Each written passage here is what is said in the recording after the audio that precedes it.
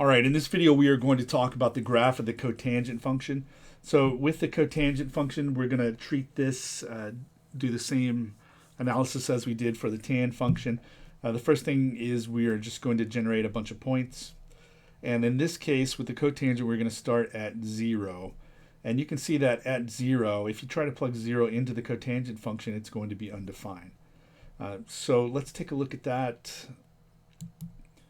So we're going to go to the unit circle and start at 0. And then the thing to remember about the cotangent function is that it is the cotangent function is cosine over sine.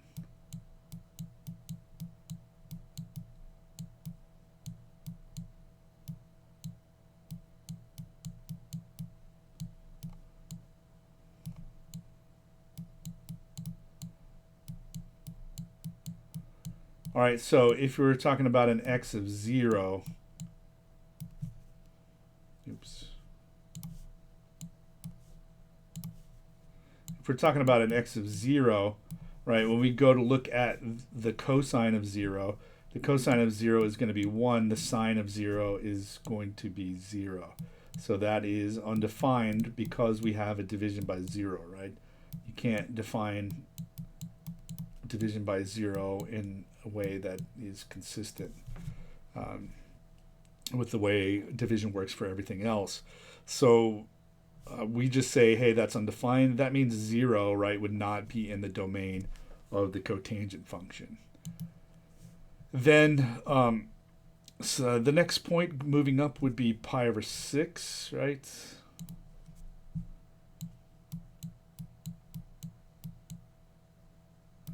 All right, pi over 6, the cosine of pi over 6 would be square root 3 over 2, and the sine would be 1/2.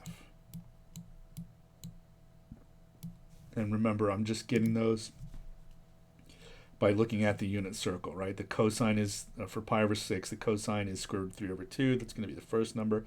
The sine is the second number. So that's what we're going to have. And then simplifying that out, we get square root 3 over 2. Dividing by a fraction is the same as multiplying by its reciprocal. And we can cancel these 2's out and get square root 3. So that's where that value is coming from in the table here. Square root 3. All right, and then we would keep working our way around. This is 1, right? When I do cosine over sine, I'll get 1. When I do pi over 2, I'll get 0 divided by 1. And keep working my way around until I get to pi. At pi, right, cosine is -1, sine is 0, so I'd have -1 over 0, which is, again, undefined. So you can see that's why I have undefined there at pi. All right, so I'm going to take those values that I calculated from the unit circle, and then I'm going to graph those out. And I've already done that over here. And here's what it would look like, okay? So pi over 6, square root 3, pi over 4, I've got 1, and so on and so forth.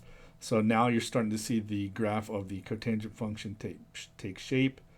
If you graphed out a bunch more points, you could see exactly kind of what it looked like. But fortunately for us, right, we can just type in the formula and graph it out. So you can see there's those points that are on the graph of the cotangent function. So that is what the cotangent function looks like. It should, remind you a lot of what the tangent function looks like, except with some differences, right? If I look at tangent, the blue graph, you can see that these little branches, right, the little parts of the cotangent are going the other way, right? With tangent, they're all increasing. With cotangent, they're all decreasing, right? And they're kind of shifted off from cotangent as well. All right. So there's what the cotangent function looks like, and let's take a look at the properties of the cotangent function. All right. So the first is that the domain of the cotangent function, remember that's the set of all inputs, real number inputs, numbers that you can plug into the cotangent and get a legitimate real number answer output, right, when you do that. So the domain is all real numbers except numbers that look like this, right? Some integer times pi. We discussed that in the last video, but it's important enough for this class that we will take a look at it again. Remember, the integers are these numbers here. They're the whole numbers with 0 and the negative of the whole numbers. That's supposed to be a comma.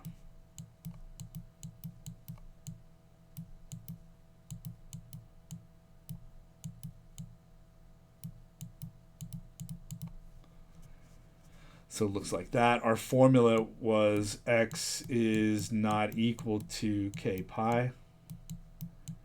So what that means is for each one of these integers, you would plug it in for k, and then you will get a point that's not in the domain of the cotangent function.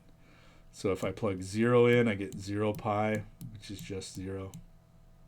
If I plug a 1 into that formula for k, I get 1 pi, which is just pi. And then I get 2 pi, 3 pi, and so on and so forth. So none of these numbers would be in the domain.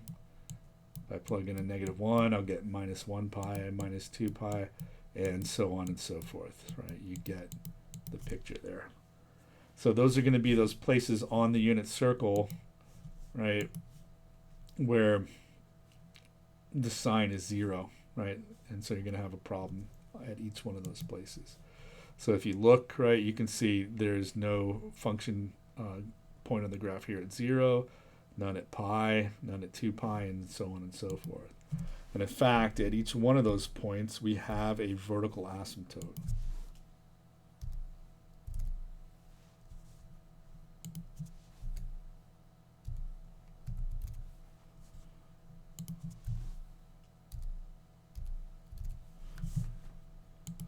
So you can see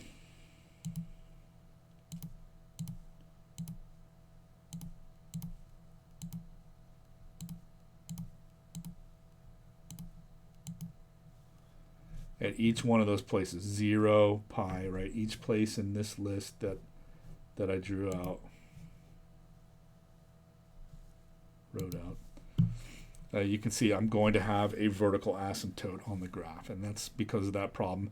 That's also where the sign is equal to 0, so that would mean that the bottom part of the cotangent would be 0, and so therefore it would be undefined.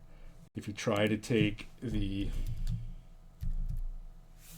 cotangent of any one of those numbers, you're going to get undefined, or if you do it on your calculator, you're going to get an error when you try to do that. So those are not numbers that you should be plugging in to the cotangent. Also, you can see that's going to be exactly the same places where you're going to have a vertical asymptote of the cotangent function. So exactly those same places there.